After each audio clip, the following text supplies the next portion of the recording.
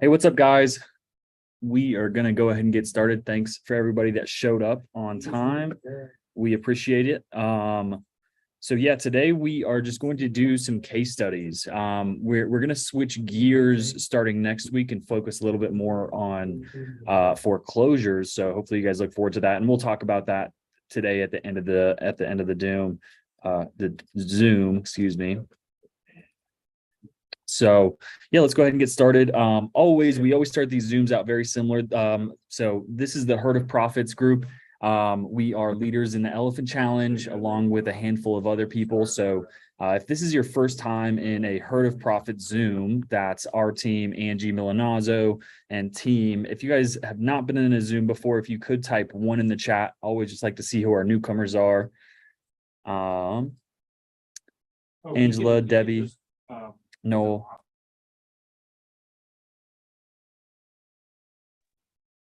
Right on.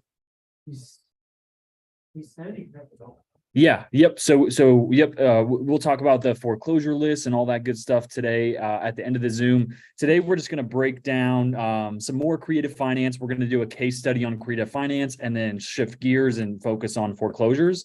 So we actually have a deal closing today. It's been one of the craziest deals that we've ever worked on. It's almost, I would say, 10 months in the making. So you guys will get to see, how we found that and got it to the finish line. So, Audrey, okay, good to know. The time for the Friday call and circle is wrong. It shows 10 to 11:30. We used to do them at 10 for, 6 months ago. So yeah, I saw someone comment in our Facebook group. I know what happened. So they switched up some things in circle, and so it deleted like a bunch of us out of there, even as like leaders. So I think when they put it back, it actually deleted our Zoom for today. So that Zoom you're seeing is for Tuesday. It's not today. So I'm trying to put it back into circle right now so that people could get the link. Okay, so we're working on that. Yeah, our Zooms on Fridays have been at noon for several months now. So just a glitch in the matrix. On a few days ago too, something was wrong with the Circle platform. It sent a lot of people like 40 emails notifying them that one Zoom had canceled, and it just every 30 seconds it just kept sending the same email. So definitely some glitches with the Circle platform. We are working on it. So amazing. Okay, so yeah, shout out to our newcomers. Hopefully we can teach you guys some good stuff. We're going to be going over a deal that we closed. We're closing today in California. My buyer just sent me proof that she submitted her funds to close. So we are going to show you guys that. Angie, can you pass me the host?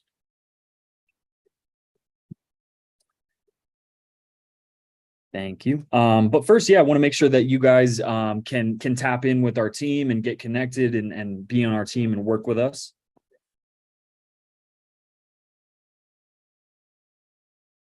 I had to sneeze, excuse me.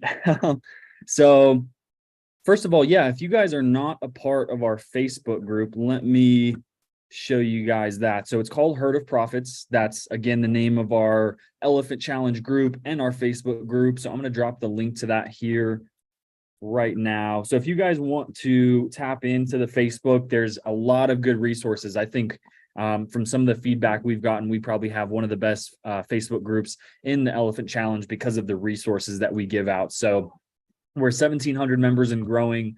We have 5 new member requests today, so we are rocking and rolling. But one of the main benefits of joining our Facebook group is, we help people get their deals closed, right? So we also post deals that we have available. So if you're a buyer, you're a connector, you're a wholesaler and have buyers, we lock up a lot of creative finance deals, and you can help us find a buyer. You can be the buyer.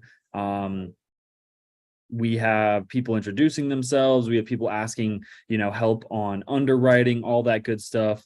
Need to send offers, right? So a lot of great feedback, people helping each other out. But if you come over to this files tab, over here, we have some very good resources that you guys can have for free. So first of all, we have a purchase and sale agreement. This is a real estate contract that works in all 50 states. It's mostly geared towards cash. It's a $3,000 contract that paid for and allows us to share. So this is a free wholesaling contract, good in all 50 states. We have the avatar guide. So if you're, again, new to real estate in general, you're not quite sure where you fit in or what direction you'd like to go, this avatar guide will sort of help you answer questions about where you fit. So definitely take a look at that. We have frequently asked questions about subject to and seller finance. We have a script to call agents. We have a seller net sheet that you can give to sellers with low equity, a deal or no deal calculator. This is an underwriting calculator for rental properties, foreclosure process, letters of intent, estimating repair cost PDF. So a lot of good resources in here. These are all your guys's to download. So go nuts with those. Now, if you join the Facebook group and you do not answer the questions when you're prompted to join, you most likely will not get approved. So make sure you answer the questions when you hit join group. That way you get it in. And then once you join the group, how you can actually JV with us. So that's sort of the point of the elephant challenge, is to do joint ventures, right? If you're new to real estate and you'd like to get your first deal, it's going to be very hard and a very long process to do it on your own. Our best advice is to joint venture with someone that is already doing this and knows what to do, right? So we have our own joint venture forms that you can submit leads to, and we'll help you get it to the finish line. So if you just joined the Facebook group or you're new to our group, we want you to fill out this form. So if you're new or an OG, fill out this form. It's just some information about you. This will add you to our CRM. And once that's done, it will send you links on how to fill out a form and submit a lead. And as we work that lead, you're constantly getting updated and notified of what the status of that lead is. So once you come into the Facebook group, make sure you fill this out. And then again, if you come over to this feature tab, we have a direct to agent lead form, a direct to seller lead form, and then our Zoom links as well are right here too. So make sure you're checking into the featured tab. Jen says, can you please reiterate where we go if we already have a contract and want help on dispo? Let's see where that link is. Yeah, I think we've been meaning to upload that to Facebook, but we haven't. Rachel, if you're listening. I am. What okay link you need? We need the link for wholesalers that already have a deal locked up to send it to our dispo pipeline. Can we add that to the featured tab? Yes, let me get that from Travis. Okay, perfect. So that will be posted in this feature tab. It will be a link that says, hey, if you already have a deal under contract, here's the form you submit for this. So these leads or these links are not for deals you already have under contract. These are simply just leads, right? So properties where you've maybe had a few conversations, maybe you've sent an offer, but it's not under contract. That's the help you're needing, is to get it under contract. That's these forms. We have a separate form for a deal that's already under contract and you need help finding a buyer. So very good question, Jen. Sweet. Okay. And then we also have our very own YouTube. So we're live on YouTube right now. There's 3 people on YouTube. What's up, guys? This is where all of our past 12 Zooms. people on 12. Let me refresh then. 12. Nice. What's up? So if you guys want to check out the past Zooms that we've done. So this one we did Heard of Profit Zoom 6 days ago. We called agents live, pitched subject to, underwrote, and sent offers. So this is a very good Zoom if you guys want to check this one out. A lot of good resources, a lot of Q&As, underwriting deals, sending offers, talking to agents, underwriting, all that good stuff. So come check out the YouTube channel. I will drop the link to that in the chat as well. If you guys could please go subscribe to the YouTube channel, we greatly appreciate it. Okay, sweet. I don't think I missed anything. I think that was everything. So what we want to get into now is a breakdown of this deal that we're closing. And actually,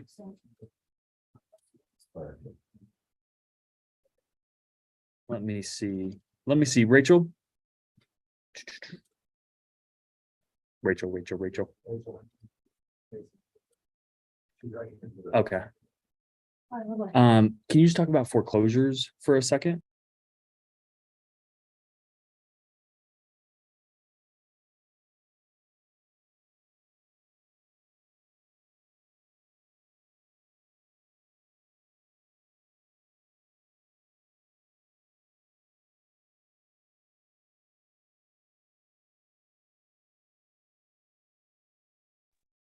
Hi guys. So yes, so as you guys know, that Pace just did an elephant challenge and we talked about pre-foreclosures. So next Tuesday, we're starting to do 1 week of pre-foreclosures. One day we're gonna do agent outreach. So we're gonna do both. So if you guys can do some homework for us, we've gotten some list. I will verify the 4 states, but I believe 2 of them, or 3 of them is Florida, Texas, and North Carolina of pre-foreclosures. So we're going to give you guys some homework. We would like you to go and look up the information for like the laws of what you can and cannot do. Because if you guys don't know, sometimes you can't just go door knocking on some states and say, hey, or talk about or say that they're going into foreclosure. You sometimes can't say that. So that's very important before you guys just go take action. You guys do need to know like the laws. So if you guys could do that, that would be awesome. And then we will be showing the list out on Tuesday, talking about the scripts on how you have those conversations. And then we'll probably start having you guys call pre-foreclosures on Tuesday. Hey, Rachel, can you repeat the Okay, so states? Dylan is back. Does anyone have any questions on that? She said, Rachel, can you repeat? I know you said Florida and How North can you do Carolina. that? Repeat the states. Okay, I will verify that, but I'm pretty sure it is North Carolina, Florida, and Texas, but I will verify that on my email and I'll put it in the Thank chat. you. Thanks so much. Yeah, no problem. Okay, sweet. Sorry about that, guys. I was getting a phone call. So I was going to break down a California deal for you guys, but I want my JV partner. So someone that we met through the Elephant Challenge sent this lead to us and he had it locked up since December of last year. It's finally closing today, but he can't make it. I sent him a text seeing if he can get on. So we actually have another deal that's closing today in Austin. So I'm going to share that one with you guys. Hopefully he can jump on and we can go over that deal as well. If not, maybe we can save that for Tuesday. So let's see, how do I want to start this? So let me get ready. So this is a lead that came in again from the Elephant Challenge. Actually, what we did was we were calling agents live on the Zoom one day several months ago. And I had actually contacted a realtor for a low equity listing in Austin, Texas. This was a deal that if you scroll back far enough on the YouTube, you'll be able to find the very first conversation I had with his agent. So let me see if I can find it in our CRM real quick and show it to you guys.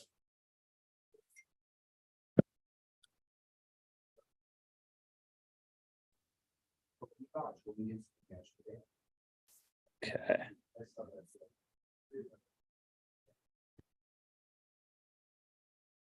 All right. Okay. So let me show this to you guys. Oh, that's not it. Sorry, guys, just 1 second. Okay.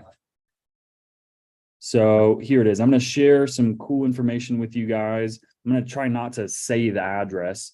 Actually, let me just delete it there. So, yeah, we're just trying not to get banned on YouTube. But so this lead came in. You can see this contact was created on April 21st. I had submitted the lead because I had called it live on the Zoom, submitted the lead. And my prop stream's also down too, so I can't share it with you guys. But I just want to share with you, like the story of how it worked, right? So April 25th, we called this listing agent, presented the idea of subject to, and sent him a letter of intent, right? So we identified it as low equity. I believe he owed roughly 480 and they were listed at 550, somewhere around that. So, you know, if we do the math, if he were to sell at $550,000, right? Let's say he's going to pay roughly 6% in real estate commissions to both the buying and selling agent. Jen says, oh, no, I was looking up too high. Yeah, CRM means customer relationship manage, resource management, relationship management, whatever you call it. So if he were to sell at $550,000, right? And let's say he pays 6% in agent commissions, that's automatically $33,000. And then give or take, right, another 4%. So 550,000 times 0.04. Hey guys, that's too loud. So another 4% would be 22,000, right? So it was 33,000 plus 22,000, $55,000, right? So he would maybe make $10,000-$15,000 if he sold on the market and got his price, right? He would be lucky. And it wasn't selling at 550. They were continuously doing price drops. So, you know, he wasn't selling, right? So April 21st, I made an offer. After that, he had fired his agent. He had fired his real estate agent and then tried to just list it for rent. The home was vacant. He no longer lived there. He had moved to a condo in Plano, Texas. And then he did find a tenant, but his payment, you know, for a $500,000 house in Texas was roughly $3,200, right? And he could only rent this thing. I think his tenants were only paying $2,400 a month, right? Just a single family that was living there, $2,400 a month. So he's bleeding money every single month. He can't sell the home, right? And this guy's motivation was he just got married. His wife lives in Mexico, somewhere, Mexico City, maybe. So he just really needed to get out from under these mortgage payments so he can go move to Mexico with his wife. He doesn't ever plan on buying another house in the United States ever again. He's going to go live in Mexico for the rest of his life. Dennis says, what are other websites to find rents other than Zillow and Rent-A-Meter? You know, you have apartments.com, you know, other websites, but you should be able to get strong comps from Zillow and Rent-A-Meter alone. I don't typically use any other resources other than those two to find my, you know, what I'm looking for.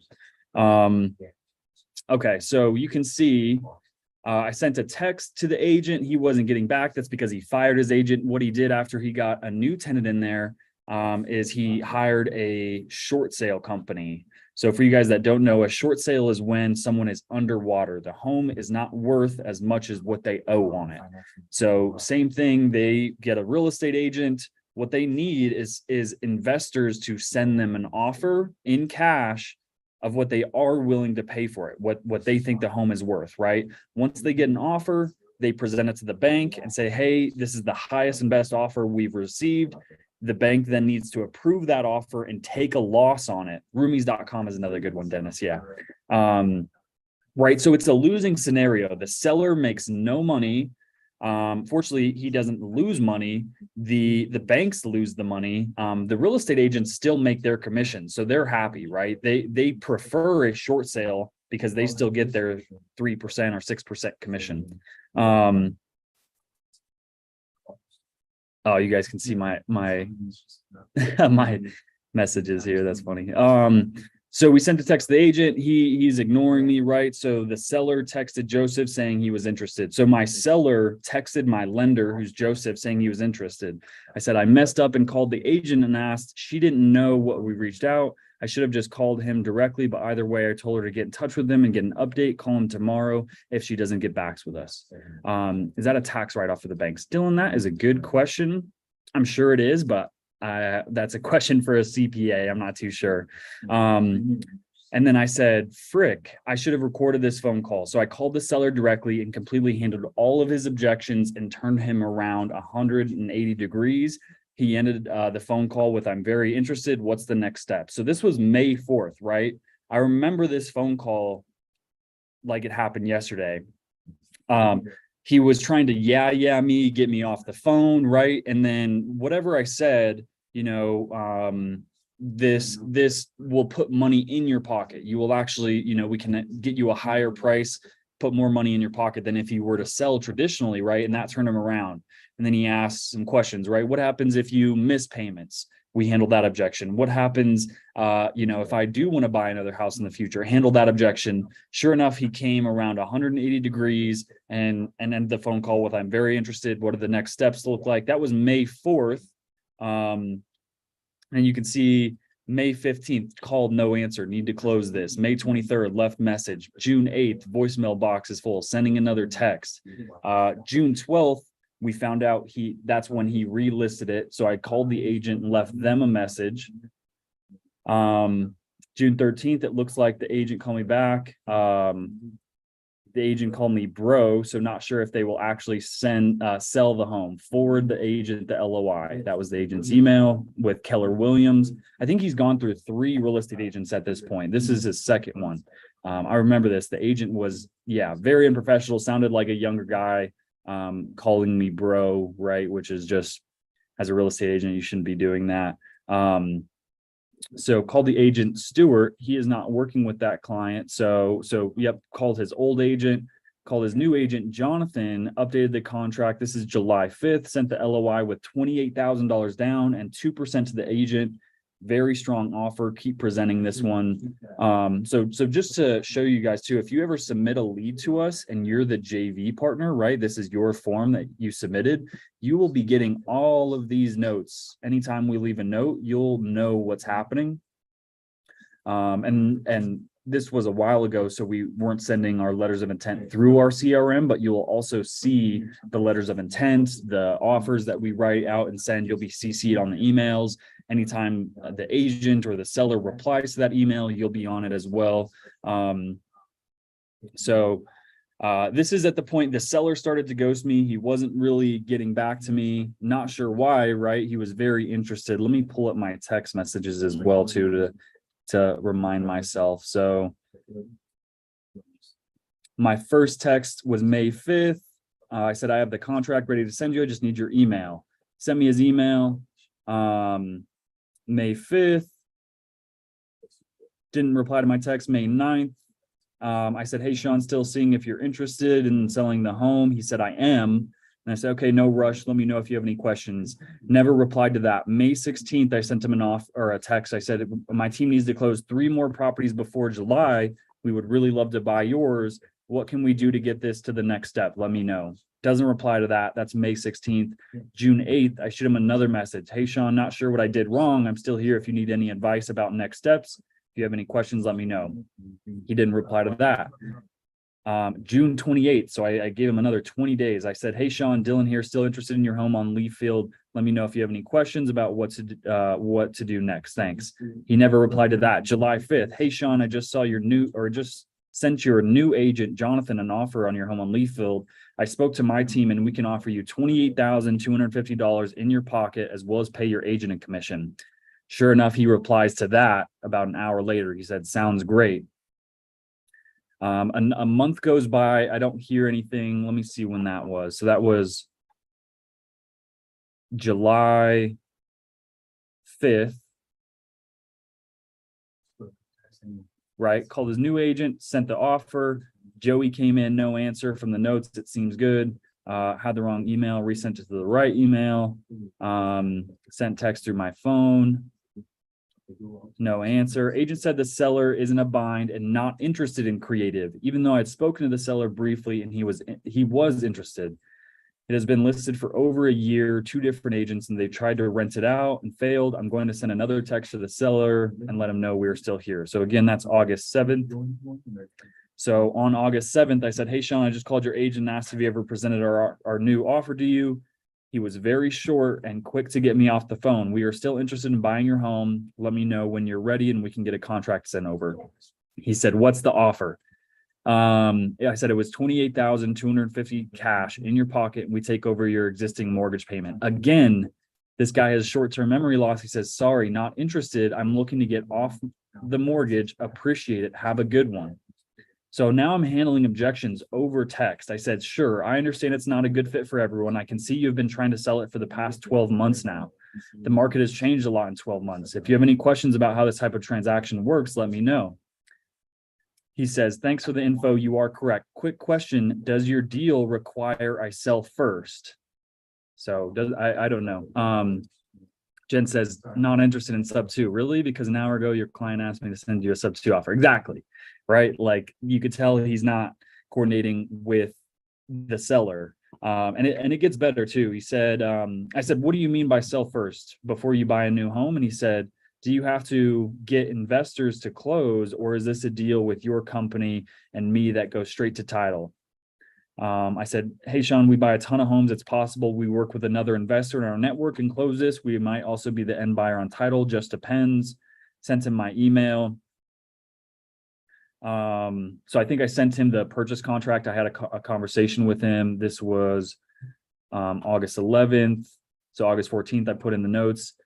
He sent the contract. He has it with the short sale guy. It looks like an actual purchase and sale agreement. Okay, so he has an agreement with the short sale company, right? So what they're doing, right? They have a listing agreement. They are trying to get an offer on the home and then present it to the bank, let the bank approve it. And these agents, they'll make 6%. If that buyer doesn't have their own agent. If they do, they'll make 3%, right? So my offer at 2% probably didn't make them very happy. So I talked to Jake for this short sale company, and I sent him our purchase and sale agreement. And then that was on August 23rd. So let me go back to my text. So August 14th, he said, can't talk now. What's up? Let's see, August 30th. So I said, hey, Sean, wanted to follow up from our conversation on Thursday. Did you ever have a chance to speak with the short sale company? Okay, so what happened was I sent a purchase and sale agreement, not a letter of intent, an actual contract to his agent, and they said, okay, yeah, we'll take a look at it. If we'll present it to him, of course, make sure he understands what's going on. And then they emailed me back maybe a day or two later and said, hey, he's not interested in this. And again, I'm like, interesting, because I'm talking to him. I know he's interested in this. So this is where I called him. I said, hey, did they present my offer, my contract to you? And he says, nope, they didn't tell me a thing. They didn't show me anything. No one tried to contact me. Right. They just want to do it their own way. The agents want to make their money. They don't want to deal with someone like me who knows what I'm talking about. So that's when he got frustrated. How much do you, Jen says, how much do you suppose the seller had to give the short sale company? So I think in a short sale scenario, the seller just doesn't lose money. I don't think they have to write a check, anything. Kirk says, is it legal to talk to the homeowner when they already have a sales agent? I'm not a real estate agent, so 100% it's totally legal for me. If I was a licensed real estate agent, I could get in trouble with DORA or whoever the regulating body is for real estate agents in Texas, but I'm not a real estate agent. I could basically talk to whoever I want, right? So it's definitely not illegal for me. Dylan says, ultimately, the buyer can accept which offer, 3%, 2% for the agent. Yeah, it's totally up to the seller. The seller can accept whichever offer. And because we offer to pay the listing agent, their listing agreement that they have with the seller doesn't matter to us, right? Because I'm now making an agreement with the agent. Hey, I'll pay you 2%. And who knows, I maybe would have been happy to pay them 3%, but they never asked, right? They just ignored my offer. They didn't tell the seller. So that was roughly August 23rd. And then sure enough, on August 30th, I said, hey, Sean, I wanted to follow up from our conversation on Thursday. Did you ever have a chance to speak to the short sale company you're working with? So once I told them, hey, I sent them a contract and they never showed it to you. So they, obviously they don't have your best interest in mind when they're not presenting you all offers. And I said, forgot to ask, can you send me a recent copy of a mortgage statement? So he sent that August 31st. I sent him the purchase contract and we walked him through it. So for a standard procedure, we walk every seller line by line through the entire contract so they understand exactly what it is they're signing. For Sean, it was really important. He just did not want us to list the property on the market. He didn't care that we wholesaled it. He just didn't want us to bug his tenants and put it on the MLS and say, you know, hey, we're collecting offers, right? So, but I did tell him, right, it's very possible that I have investors in my network that I'll email this deal to, but that's the bare minimum of what will happen. We're not post this on the MLS. Okay, so walked him through the contract and I said, boom, Sean is ready to go, walking him through the contract, under contract, right? So this is August 30th. On September 1st, that's our last note there. So on September 1st, again, through our CRM, we have a buyers list of a couple hundred buyers, creative finance buyers. We email this deal to them. And within an hour, maybe I'd already received 3 calls from investors that wanted to buy it. So I didn't even have to market this on Facebook. I didn't have to do anything. So we're actually selling it to a sub-2 student who just bought a deal from us last month. I think it literally closed the same day that he called me and said, hey, I'll buy this one as well from you. So he went through and did a walkthrough. I'm not sure. I don't think he actually got a full inspection, but we scheduled it with the tenants in the property. He did a walkthrough, took some pictures, and he said, yep, everything looks good to me. I'll go ahead and buy this. So we were into this deal for $28,250, right? So the seller is getting a huge win. He was going to make nothing, probably ruin his credit, and go to move to Mexico with nothing, right? So now he's walking away with $28,000 in his pocket. We're going to continue to build his credit. The mortgage payments will be covered, right? That's all he cared about. He's losing money when his renters are only paying, you know, he's losing $800 a month due to his renters. So he's loving the situation, right? He doesn't have to worry about his payments. He's going to move to Mexico.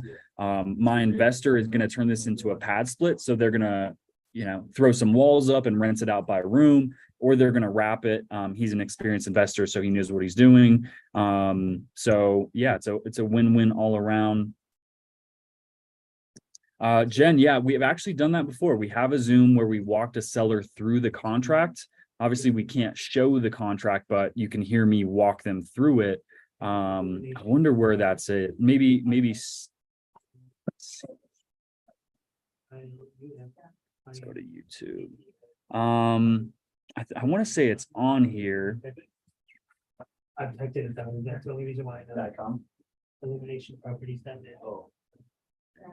It's on here somewhere where we walked a seller through a contract live.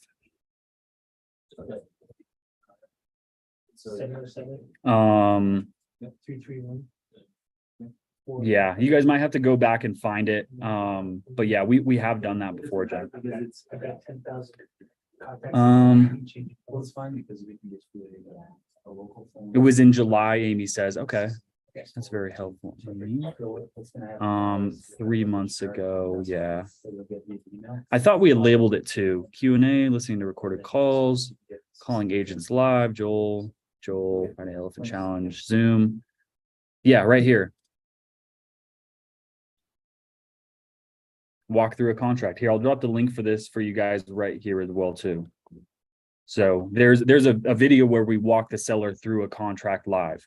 I want to, let me see. It might have been this one, honestly. No, if this was in July, we walked him through it in August, right? So, but yeah, go check that out. So yeah, just kind of wanted to share with you guys, you know, what a creative finance deal looks like, and seriously what it takes to get a seller under contract, right? It's going to take months of follow-ups, text messages, emails, phone calls. You're going to re-explain yourself multiple times. So if you don't have a good CRM in place, you don't have a good team keeping you accountable, it's going to be very hard, right? To one, talk to a seller or an agent 1 or 2 or 3 times and get a deal under contract. The average time it takes, or average conversation it takes to get a deal under contract, I would say is around 9 to 12. Sometimes it could be 30 conversations over a year-long period before that person's actually ready to sign your contract. They say this a lot in sales, your best negotiating tactic is time, right? If someone's not motivated, give them a month, give them 2 months, 6 months, a year. That pain or whatever is affecting them or driving them to sell will only get worse and worse. So thanks, Dylan. I appreciate it. So sweet. That is just a case study. We like to kind of break down some of the deals and show you guys what it takes. Sometimes it's easy to lock a deal up and then very hard to find a buyer and get it to the finish line. This one was the opposite. Very hard to get it under contract and super easy to find the buyer and get it under contract. So that one is scheduled to close today. Our buyer should be actually wiring the funds right now. It's 1:30 in Texas. That's what time he was meeting with the notary. So hopefully after we hang up here, we should see our assignment fee arrive. But once the actual contract is sent, only 2 conversations can happen to negotiate initially. Right. Yeah. And that's why we send the LOI as well. It really helps, instead of reiterating what our offer was, but sometimes like for this one example, right, they'll lose the LOI, they forget your conversation, all that good stuff. Yeah. Closers Olympics. Yeah. And they were calling very motivated leads in that too, right? They were calling inbound leads for the most part, right? People that had submitted a form and said, yeah, I want to sell my home, highly motivated, right? So it's just not always the case. There have been deals where I've had 1 conversation, maybe 2 conversations, and we get a contract that same day or the next day. But for the most part, it's going to take 9 to 12 phone calls, text messages, and emails before you can get a deal under contract. So, sweet. So does anybody have any questions they want to ask? We got 67 folks in here. Dylan says, does the LOI outline how long it's good for? Yeah, we put on our LOI that this offer is good for 48 hours. Not that it only is good for 48 hours. But we just want to create some urgency so that way they get back to us right away. So, Amy, you have a question? Thank you. Yes, I do. And first, a gratitude because I had a great conversation with Jake yesterday. So if Awesome. anybody's thinking about doing dispo with this amazing team, it'll be a great experience. So just want to give that recommendation. And then I just wanted to, and I know we're on YouTube, so I'm going to ask this fairly generically, Dylan, but if you're in a situation where you get a deal under contract, right, and the market maybe softens over the time between when it's under contract and when you're closing, how much success have you guys found in going back and renegotiating? Because initially, the buyer was, nothing creative, not even going to think about it. I don't want to go there, all of those things. And yet I really believe that if I can talk with them directly with the agents present, that I may help them understand a little bit about how that can be really advantageous for them. Because as a therapist, I have those conversations all the time with people. Not that it's manipulative. It's just helping appeal to that part of their mind and their heart that allows them to open up to that. Right. Yeah, good question. And that's such a tough conversation to have too. It sucks when for whatever reason, right, the market shifted, your comps weren't accurate, the home needed more work than you thought, whatever the case may be, that you have to go back and try to renegotiate. I hate that with a passion, but you have to do it sometimes. I literally just did that on a deal we have here in Colorado. The home needed a little bit more work than I thought. It was fully remodeled in 2020, but the sellers didn't treat it very well in the past 3 years. So there's going to be some new floors that need work, paint. The garage has a bunch of crap in it, right? So I came back to the agent and said, hey, we're asking for $3,000 off, right? Not a big deal, but it puts you in such a tough spot too. So the most important thing is being transparent with letting that either the agent or the seller know that you're wholesaling it. It can make that conversation way easier. Because if they know you're wholesaling it, right, you can come back and say, hey, here's where I'm getting offers at. I'm connected with thousands of buyers. I've had several people look at this deal, and no investor will touch this unless it's at this price, right? So providing credibility, saying you're connected with buyers, right? Showing examples of deals you've done, that helps tremendously. So yeah, like you said, I mean, it's going to be providing credibility, facts that, hey, no investor is going to touch this home. Here's how the numbers break down. That's why we send a seller net sheet as well. As because it shows them, here are the facts. So right. And I'm still trying to work through that form because it's the some of the cells are just not clear to me. So I don't know if I'm missing I know we talked about doing kind of a key to help people know how those were calculating. I don't know if we've had that or not, but yeah, I don't think so, but we've definitely filled it out in the Zooms a handful of times. But you are right. I do remember actually us talking about making a key for filling out that seller net sheet. Maybe a Loom video would be the best. right. Most of it resource. makes sense. I think it's just in the net. There are some things that it looks like were based on the example, and I'm not sure how it translates generally. I'm not Yeah. looking at the form right now, Dylan, but Yeah. But yeah, your question about how you go back and renegotiate, it's always so tough. Especially if there's an agent involved, right? Because that agent's gonna be advising your client, hey, let's just terminate. We have other offers, when they probably don't really, right? There are other wholesalers that don't have it locked up or don't have their numbers accurate. So letting them know you're going to wholesale it, and then providing as much credibility as possible, and laying out the facts in front of them is really the only way you can go about that. right. Okay. Thank you. Have you guys had to do that very often, Dylan, or not? No, because I hate doing it. So You I do. really try to double and triple check my Yeah. numbers. But we have had to do it definitely several times. So it always just puts a pit in my stomach when I'm like, man, we can't find a buyer for this, or all my buyers are at this number. And I'm like, well, that's where I'm locked up at. So it's either I just lose the deal or go back and renegotiate. So yeah, sometimes you have to, and sometimes they're not reciprocal. They just say, nope, just Right. send us a termination. We'll move on to the next one. So Yeah. that's why it's tough. Yeah. All right. Well, thank goodness I'm used to awkward conversations. Yeah, Although I'm sure. they're never fun, but I'm very used to them. So, Yeah. but I appreciate it. No, I don't want to have to do that, but thank you. Yeah, absolutely. Yeah. Good question, Amy. Thank you.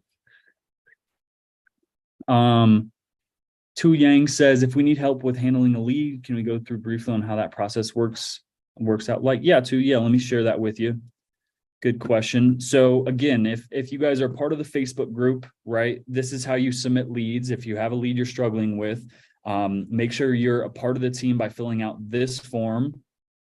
And then once you fill this out, it will prompt you to fill out either a direct to seller or direct to agent or direct to seller lead form. This is what they look like, right? So you have to confirm you've had a spoken with the seller or the agent, right? And then here's the other ones. We also have a direct to agent cash, creative, right? So many different forms. But once you filled that out, right? Let me go to this. Let me type in that. So this is our disposition. Okay. So once you filled in a lead, right, it's going to come into either priority 1, priority 2, or priority 3. This is something that you guys determine when you submit the lead, whether it's highly motivated or not as much motivated. You're the ones determining whether it's priority 1, 2, or 3. Once we see it's come in, we'll read the notes. So you'll provide notes, right? Like, what's the purchase price? What's their motivation? What's their timeline? And you'll let us know, hey, here's the condition of the home. The seller needs to be out in 30 days. It's divorce. they're low equity, it's a foreclosure, whatever the case may be, and let us know where you're stuck. I need help negotiating. I need help sending an offer. I need help writing a contract. I need help, submitting earnest money, whatever the case may be. Let us know where you're stuck. So if, for example, the part where you're stuck is, hey, I need help sending a letter of intent, what we'll do is we will send a letter of intent to a lead, to whoever it is, direct to seller or direct to agent, and you'll be CC'd on that. And just like I was showing you guys earlier, anytime we write a note like letter of intent sent, agent got back to us, said they'll present it to the sellers and get back to us. And if we leave that note, you'll be sent an email with that note. So you're constantly updated. So that's what it would look like to go through the system. And then typically, right, once you submit the lead, it's good for just one person to be that direct to seller, direct to agent, right? Once you have multiple people contacting them, and if your communication's not great, right, you can kill a deal because someone might promise something and not tell the other person. And then when we give them a call and they're said, well, your partner promised $30,000 down, I'll get my 6% commission, right? And we're like, well, that just killed the deal because it doesn't work. It doesn't make sense, right? So Dennis, yeah, Jen's got you. So you'll go to that Facebook group, go to the featured tab and find the links there. No worries, Jen.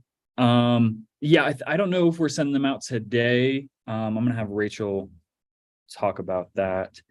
Chris said, can you please help me understand how to respond when a seller raises the objection? Doing sub 2 would negatively impact my credit score in the event that you guys miss the payment, since you are now taking over my payments under my name. Absolutely. Look at Stevie's on it. Yeah, Stevie handled it great. We use a third-party service company for all the payments. This is very favorable for the lenders, so we can typically wipe out the 75% of the debt to income. Yeah, I mean, what happens if we continue to make the payments, right? It helps build their credit. So there's so many different ways to handle that. That's in the frequently asked questions as well. Amy's got you help there. Sweet, all good questions and support, man. Okay, sweet. Rachel, are you still there? Have the lead list been distributed yet? Not yet, Dylan. Give me just 1 second, guys. Let me go yell at the team and see what they're doing real quick.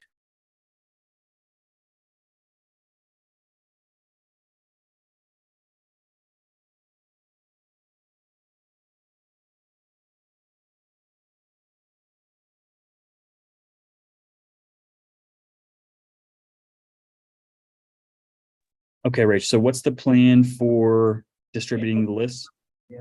Yeah, so we'll be giving that out probably next week. I did put in the chat let me go find it. It was like the list. Here, it's Orlando, Nashville, Austin, and Atlanta. So those are lists that Pace pulled. So I want you guys to do homework for a Tuesday Zoom, which would be look up the laws and what you can and cannot do for pre-foreclosures. Does anyone have any questions on that? Because like 1 week, during the week, like Pace wants us to do 1 day pre-foreclosures and then 1 day agent outreach. Yeah, Dylan, on Tuesday. Yeah, so we have a game plan for Tuesday. We're gonna have a sort of an outline to call these sellers and make sure that we can distribute the list to you guys. So yeah, make sure you guys show up on the Tuesday Zoom. We'll be kind of switching gears from the creative finance and going into foreclosures, which is still creative finance. I'd say switching gears from agent outreach to direct to seller foreclosures. Foreclosures, look up the laws. Yeah, so that's the first thing. We want to look up at the laws in these states, right, and make sure that what we say and cannot say is legal. Because there are some states where you can't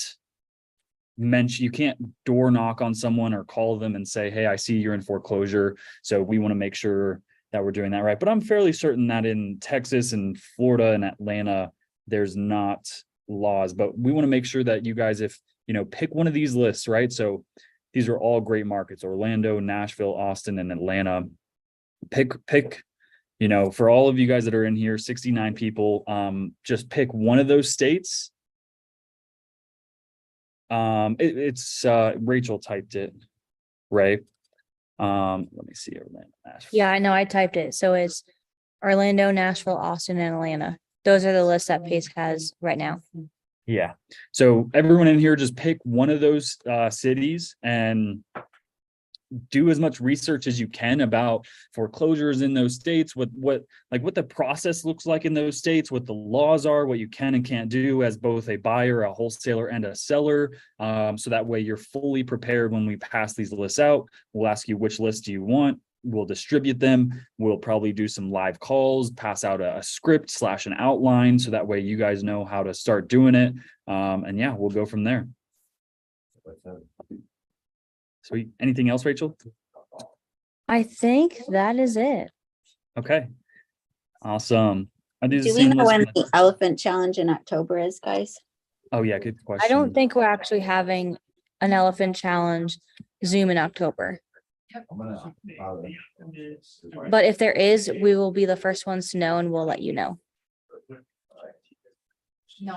Thanks, Rachel. Yeah, no problem.